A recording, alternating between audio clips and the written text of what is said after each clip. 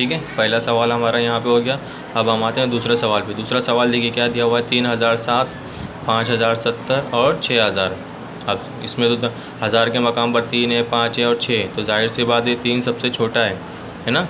तो सबसे छोटा अदद जो रहेगा यहाँ पे 3007।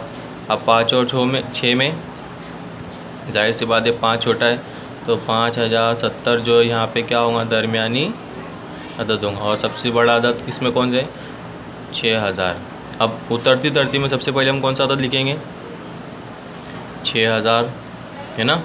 फिर दरमियानी अदद 5070 और आखिर में सबसे छोटा अदद 3007। अब तीसरा सवाल देखिए, 3007, 2007 और 5007।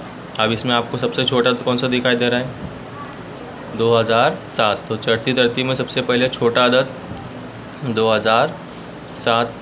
अब इन दोनों में 5007 और 3007 में छोटा अदद 3007 और सबसे बड़ा अदद आखिर में कौन सा रह गया, 5007। अब इनको चढ़ती तरतीब में लिखना है हमको।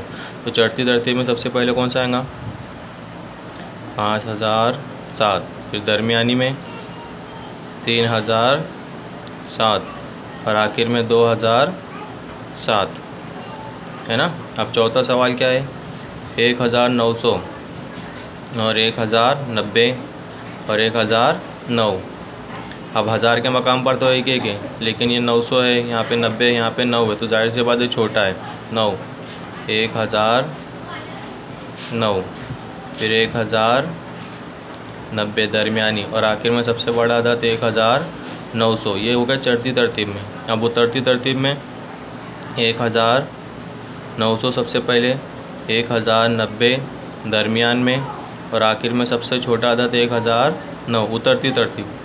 अब पाँचवा सवाल क्या है, 7180 है ना, 6180, 4180 है ना। ये सवाल आपको लिखना है। अब आते हैं छठा सवाल, 1357, 2957, 3456। ये सवाल भी आपको क्या करना है, चढ़ती तरतीब में और उतरती तरतीब में लिखकर मुझे बताना है। चलिए देखते हैं कौन लिखता है सही।